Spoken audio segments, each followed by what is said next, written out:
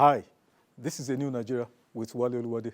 This is your current affairs program where we critically examine the strategic issues which bedevils Nigeria's developmental aspirations and boldly offer practical, bold, and audacious ideas on building the Nigeria of our collective desires. Today, being the first episode in this new year, 2024, what I intend to do is to set an agenda, again, just as a reminder for the president and the 36 state governors of Nigeria on the three items I believe they should focus all our resources, and energies on. But suffice, I believe it is important, that I reemphasize this because the various governments, both from the federal and the states, probably only have 2.5 years, 2024, 2025, and some part of 2026, before they round up and begin to prepare once again for general elections.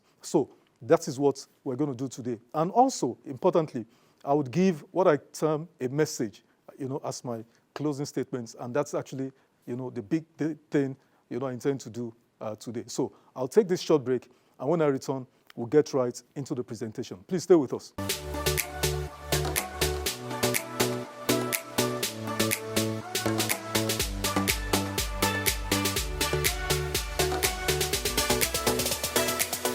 Welcome back. Now, let's get right into the presentation. So, like I said, this is titled Memo to Political Leaders of Nigeria, a Strategic Agenda for 2024 to 2026. Okay, so the first agenda, which I dealt with extensively in 2 episodes last year, is on the economy, and it's titled Jobs Creation, and Poverty Eradication. I'd said the president should set up or rechristen the previous Ministry for Humanitarian Affairs and Disaster Management into the Ministry for Jobs Creation and Poverty Eradication. Incidentally, the ministry is in the news for all the wrong reasons currently. Both the previous minister, the current minister, and another lady who heads the NSPIA are all, in the eye of the storm concerning allegations of massive corruption. And this has even led to some saying that ministry should be scrapped. I think it should not. The ministry, is a very strategic ministry. Now, these are some of the things I'd said in the two presentations I did last year. I said we need to remove 20 million out-of-school children from the streets in 1 year via an executive order proclamation. We need to partner with states and local governments on building building shelters for out-of-school children in every of the 8,812 wards in Nigeria. Process all these 20 million out-of-school children by complete biometrics data capturing, education and skills needs / gaps analysis, etc. Build 2 to 5 new primary and secondary schools in every of the 8,812 wards across Nigeria to increase our absorptive capacity of the pupils. Also build 774 vocational educational schools in every of the local governments, 774 local governments in 2 years, and double this every 2 years. Ensure strict compliance with the declaration. That is, the president should make a declaration on zero tolerance for out-of-school children in Nigeria by, we need to eradicate all these kids roaming the streets in Nigeria, by the end of December 2024. Now, grow our national economy to 1 trillion GDP and 5,000 per capital income respectively in 10 years. That's by 2033, based on the assumption, of a 10% growth rate per annum. Also, part of the jobs creation and poverty eradication, would involve setting the goal to lift 10 million people out of poverty yearly through aggressive micro, small, and medium-scale enterprises incubation. Now, incubate 5 million MSMEs in industrial clusters, special economic zones, technology hubs, and agri-hubs annually for the next 10 years with provision of basic infrastructure, i.e. finance and power. Now, you may say, how do we lift 10 million people every year? If you incubate 5 million MSMEs and each, if 5 million in a year recruits two persons, that's 10 million jobs created already, And of course, we can do much more than that. And now, between these MSMEs, what are they intended to address? They are meant to ensure Nigeria attains economic self-sufficiency. Part of the reasons why we're a poor nation, our currency is weak, is because we basically import more or less everything we consume as a nation. We're a consuming economy. We produce next to nothing. We hardly can even feed ourselves. How do we reduce inflation? By curbing food shortages, ways and mean lending, transportation and energy costs. Those are the drivers of hyperinflation we have. Now, I said people are calling for the scrapping of the Humanitarian Affairs and Poverty Alleviation Ministry. In the first place, I disagree with the rechristening of poverty alleviation. I think it should be poverty eradication. And also I do not agree that the ministry should be scrapped because of the bad behaviors of those who head that ministry. That ministry is very critical to the survival of our economy. If we follow that line of thought, then we should scrap the Central Bank of Nigeria because of the huge malfeasance, the crimes committed, allegedly anyway, by the previous governor of the Central Bank and his deputies, So it is not about scrapping the ministry. It is about institutional governance processes.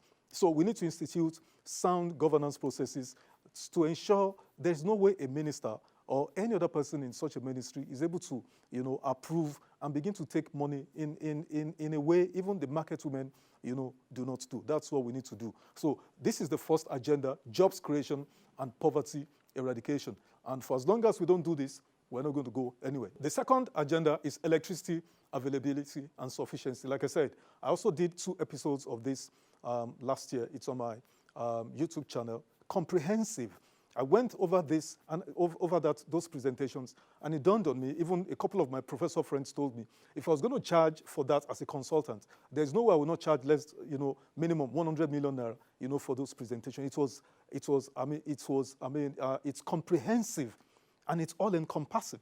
And it speaks a lot about how we are, who we are as a nation, that you do something like that and you don't get any credit from anybody in government. But of course, we don't do this because we want to get credits. We do this because we're patriotic and we love this country. Now, what's the summary of this agenda? Some of the problems of the sector are funding, metering, ATC&C, which is aggregate technical, commercial, and collection losses, poor transmission grid management, and corruption, availability of gas, etc.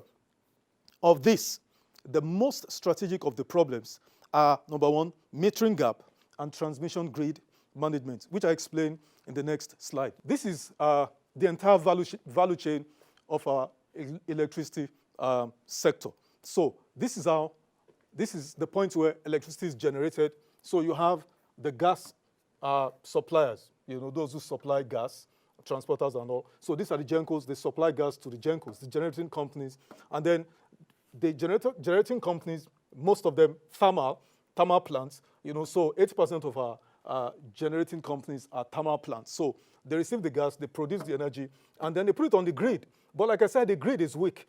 The grid is weak because of Nigerians, through corruption, go to OEMs. OEMs are original original equipment manufacturers, for transformers, for cabling, and all of those. Nigerians go there and tell them, no, don't give high quality, give reduced quality. And so when the electricity goes onto those heavy cables, it cannot carry them because of poor standard. Or Nigerians go there, vandalize the transformers and the cables and all of that. So even though we are producing 13.5, we can only evacuate 7,000 or 8,000 megawatts. Of the 7.7 or 8,000 megawatts, only about 4 eventually, get, to the discos. And the discos are the critical, part of this entire value chain. How do I mean? Because every business survives, and the ultimate objective of every business is to make money. Any business where you cannot make money or properly account for your money, the business is going to die eventually. So the discos are meant to collect money. The people who collect money in this entire value chain are the discos. When they collect money from the consumers here, they collect money, they pay the NBET, Nigerian Bulk Electricity Trading, NEC is the regulator. So this is the flow of electricity, and this is the flow of cash payments. But because the discos are perennially, bedeviled by incapacity, to collect, funds, poor management, poor funding, and all of that. So the entire, value chain has been under massive structural, problems. So you have federal government having to step in to subsidize the discos operation. And then even at that, as I speak, we're owing, the GENCOs or the gas producers almost 1.6 or more than 1.6 trillion naira. I don't care any business you do. If you're being owed 1.6 trillion naira or $1.6 billion, that business is going to die very soon. I said there are two problems bedeviling the electricity sector. Number one is the grid management, and then number two, metering problem. What's the metering gap? This is the metering gap explained, briefly. I hear people in the media establishment, some of my colleagues in the media establishment are saying the basic problem or the major problem is of the sector is cost-reflective tariff. I beg to differ. And I think it is instructive that we do not educate or misinform the public. Cost-reflective tariff can never, be the problem of this sector. So what is the metering gap? So there are 43 million households in Nigeria that requires electricity. Yet of this, only 12.15 million are registered customers of discos. Consequently, of the 12.5 million registered customers, only 5.13, are metered. Only 5.13 of 12.5 are metered, leaving a balance of 7.02 who don't have meters. Now, of this 7.02, do you have 5.1 of them who, do what we formally or fondly refer to as estimated billing. Now, if you add all of this together, there's enough revenues or incomes for the energy sector, for discos that are lost in the system. And that is what the metering gap is all about. Now, the federal government, seeing that problem, has come up with different plans to address that problem. So they introduced both the National Mass Metering Program and the meter assets providers, but it's not worked. Now, in summary, what are my suggestions for this sector? Number one, aggressive micro solar power plants development. That is, solar power plants be developed from the range of 300 megawatts to 500 megawatts in multiples, especially in the northern region. This is the last strategic agenda I think we should focus on in the next 2.5 years, and it concerns the crude oil and gas sector. How do we manage, since 1958, what we've done, we've mismanaged that sector, to our eternal shame, and I don't say that lightly. We've earned well over $2 million, $2 billion, but we have nothing, $2 trillion, sorry, but we have nothing to show for it.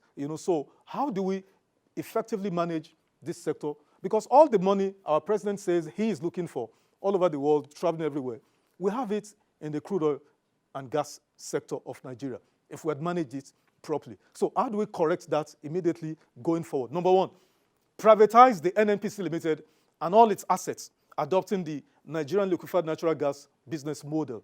When I mean assets, I'm speaking essentially about the refineries. How we cannot manage refinery beats my imagination. So this recurring story of, the Port Harcourt refinery, Warri is being worked on and all of that, it's sickening. The NLNG is the Nigerian-owned business organization, though Nigeria owns minority shareholding. The IOCs own 51% of that. Nobody hears stories about whether they get power or they get gas or they don't get whatever.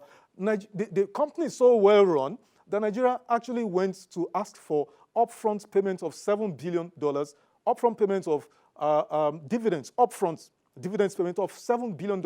If that company was run like the way we've run NITEL, the way we've run NEPA, the way we've run NNPC, the way we've run every other, pretty much the way we've run this country, would we go to NLNG to ask for upfront dividend payments? I'm sure you know the answer. So let's, as fast as possible, Mr. President, kickstart the privatization, of NNPC, adopting the NLNG business model, and relinquish controlling interest in this new entity to foreign IOCs. Ensure increase in the daily production of crude oil to 2 million barrels per day, by May this year, and 4 million barrels per day by 2027, because the money is there. This crude oil is there, but because of inefficiencies in NNPC Limited and its subsidiaries, we're not doing that. Of course, vandalism and all of that. Now, accelerate work on the Brass and Olokola LNG projects to increase revenues from huge gas reserves. Critically also, legislate a mandatory 30% crude oil savings from oil revenues to be invested in our sovereign wealth fund through the Nigeria Sovereign Investment authority. Unlike other nations, when they earn crude oil money, they don't spend the money, they invest it. Nigeria earns crude oil money, and every month, governors come to Abuja, collect federal allocation, and go back to their states and waste the money, squander the money. What we have done since 1960 is grand squandermania. I mean, imagine the amount of money being stolen by government appointees, because what is going on in the humanitarian ministry is just a tiny, it's just a tip of a minute iceberg. If you know what is going on in Central Bank, in NNPC, and all these other places, you would collapse outrightly, because the money is, in inverted commas, easy money. So we need to ensure there is a mandatory 30% saving ab initio, so that we can save for the future generations of this country. And finally, scrap the NDDC and instead establish a future education trust fund for the children of the Niger Delta region. I believe passionately that the NDDC is a colossal, sinkhole. It's not profited the people of the Niger Delta region. It has not achieved anything. Rather, it has been one scandal of misgovernance of the university with the ones of the Niger Delta children, from primary to university with the ones who go to school, they put them to school. If it's entrepreneurship education, we put them through that and give them seed fund investment. That is what I think. Now, these are the three agenda I think the president and the governors should focus their priority, attention, and resources on in the next couple of years and a half. Now, I'll take this short break, and when I come back, I'll give my closing statements. Please stay with me.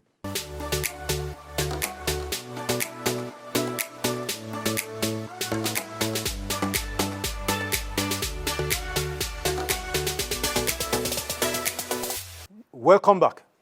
And here are my closing statements. What is the secret of greatness?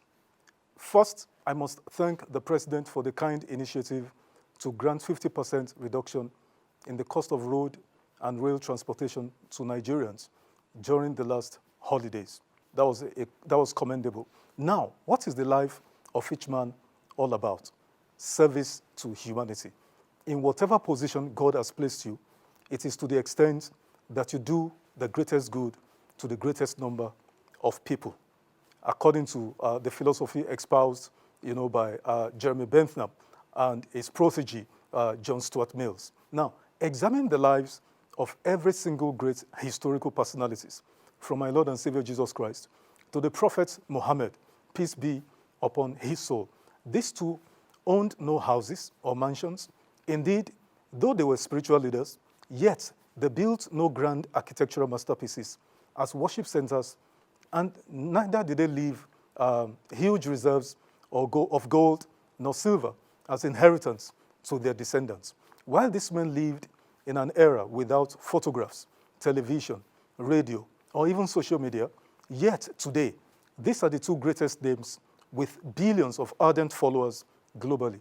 I equally recall when we were children in Ibadan, Oyo State, the elders then used to send us out at night to see Obafemi Awolowo's image in the moon.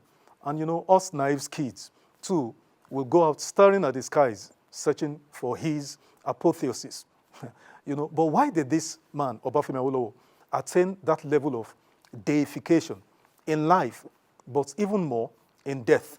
Selfless service to the people in every of his consideration and life's exertions. Awolowo devoted his innate talents, skills, and energies to the service of Yoruba and Nigeria. Unbridled materialism, ostentation, and hedonism that is the prevailing social order currently was alien both to him and, I must admit, his generation of leaders. Likewise, last year, all the major leaders of the world gathered at the tomb of Mahatma Gandhi in Delhi, India, during the G20 meeting. If anyone had told the great Indian leader this would happen, he would probably have laughed. Why? He was a simple man who devoted his entire life to the service of humanity and was even assassinated for his efforts. So here we are at this critical inflection point in the life of our dear country. May I ask all our political office holders, what do you want to be remembered for? May I remind you, for each day you occupy your current status, you are writing the pages of your personal records in the history books by your actions and inactions. At the end of your tenures, neither your meetings at the Grand Amphitheater of the United Nations, COP28, Saudi royal palaces, nor numerous agreements signed will matter. All the pictures taken with kings, queens, presidents, and rulers will count for little. What will count are the number of primary and secondary schools enrollments during your time in office, the quality of our universities and their products, the standards of our healthcare system measured by our infant and maternal mortality rates, drastic reduction in out-of-pocket medical spendings, etc. The number of real jobs created, not phantom jobs, number of people lifted out of poverty, not palliatives, the size of electricity added to the economy, stabilizing the exchange rate of the naira, arresting hyperinflation, securing the lives and properties of Nigerians, etc. At the end, and when all the sycophants are gone, you know, the paparazzi, when they are no more, even those taking pictures when you're busy lounging and picking your teeth, when the long convoys and outriders who chase everyone off the roads for your excellencies' movements, you know, the ADC, the CSO, the SAs, the SSAs, PSA, PA, and all the hero worshippers and praise singers, when they have all gone for pastures green, all that you'll be left with are your works. May I be brutally upfront with you? Most of those you see falling over and running around in effusive praise and adulation of you are liars and deceivers. They are only around you because of their personal benefits. This is why they dare not tell you the truth as it is, as not to incur your wrath and lose their access to power and privilege. Many otherwise good men in leadership have been ruined by these people. Their allegiance and devotion isn't to you or our country, but to themselves and their personal benefits. Imagine if you visit the homes of former leaders, they are alone with their spouses and perhaps a mere handful of domestic aids and security details. What is left? Their works, consciences, and God. For certainly every man will give account of his works here to God. 2024, therefore, presents an opportunity to reevaluate your lives of service to the people of Nigeria. You can turn a new leaf. You can correct some of the obscene and highly insensitive actions taken last year, and there are many of such. You can genuinely serve the people and so permanently engrave your names in their hearts for posterity. And when your time on earth is over, I also wish to remind you what you're entitled to is a mere 6 feet of cold earth. Death, after all, is the ultimate equalizer. That is all and no more. Everything you have acquired, either justly or otherwise, will be left to others to do as they wish. In conclusion, here are some wisdom nuggets from Jesus and one from King Solomon to constantly guide you. Number one, this is what Jesus said. Take heed and beware of covetousness, for the life of a man does not consist in the abundance of the things he possesses. Luke 12:15. Secondly, Jesus said, for what shall it profit a man if he gains the whole world and loses his own soul? Mark 8:36. 3, Jesus said, whoever desires to be great among you, let him be your servant. And whoever desires to be first among you, let him be your slave. Mark 20:26-27. Now, this is what Solomon said. He was reputed to be the greatest king. He said, I made my works great. I built myself houses and planted myself vineyards. I made myself gardens and orchards, and I planted all kinds of fruit trees in them. I made myself water pools from which to water the growing trees of the grove. I acquired male and female servants and had servants born in my house. Yes, I had greater possessions of herds and flocks than all who were in Jerusalem before me. I also gathered for myself silver and gold and the special treasures of kings and of the provinces. I acquired male and female singers, the delights of the sons of men, and musical instruments of all kinds. So I became great and excelled more than all who were before me in Jerusalem. Also, my wisdom remained with me. Whatever my eyes desired, I did not keep from them. I did not withhold my heart from any pleasure. For my heart rejoiced in all my labor, and this was my reward from all my labor. Then I looked on all the works that my hands had done, and all the labor in which I had toiled. And indeed, all was vanity and grasping for the wind. There was no profit under the sun. End of quotation. Ecclesiastes 2, 4-11. Now, the foregoing personal account could have been quite conclusive, but not quite so. Solomon omitted his life's biggest personal achievement, marrying 700 wives and 300 concubines. Yes, you heard me right. Solomon married 700 wives, actually 700 princesses, and 300 concubines. He was a legend in women affairs. Solomon was a legend. He was a man sold out to hedonism. I mean, read verses 10 again. He said, whatever his heart desired, he did not withhold from his heart. So, but seriously, I counted the words I, me, and my, a total 27 times in these verses of Scripture. Everything Solomon did was about himself, his family, and cronies. Sounds pretty familiar, right? It is still being debated amongst Bible scholars and students, of which I belong to, whether Solomon made heaven. At the end of his reign, God was utterly displeased with Solomon, and this attracted severe consequences. Solomon died in regrets and sadness. Therefore, the secret of greatness with God and men is to use your position to do the greatest good to the greatest number of people. Will you do this going forward? The choice is only yours to make. I can only admonish and wish you all the best. But something else I need to say. What I just read was written when I was woken up from sleep in the early hours, around 3 a.m. on December 22nd. But I was in church on Sunday, the first Sunday of this year, January 7th, and Pastor Enoch Adejare Adeboye of the Redeemed Christian Church of God spoke this exact same scripture and the exact same conclusion about Solomon. Anybody who is a Redeemed member who heard that message will bear me witness. There must be a reason why two persons, are saying the same thing to you, Nigerian leaders. The choice is yours, to either change and serve the people of Nigeria or serve yourself. Already, what is going on right now will show you that God is onto something in this country. Like I said, this is a new year and a new beginning, and I want to wish you Happy New Year. Remember, change requires action, and positive change requires positive action. I believe in a new Nigeria, and it is possible. Now, that's the end of the program today. Remember to follow me on my various social media handles. Subscribe to my YouTube channel so you can watch this particular video and all the other presentations that are there. Drop me a comment. I'd love to hear from you, and I'll see you next time. Bye for now.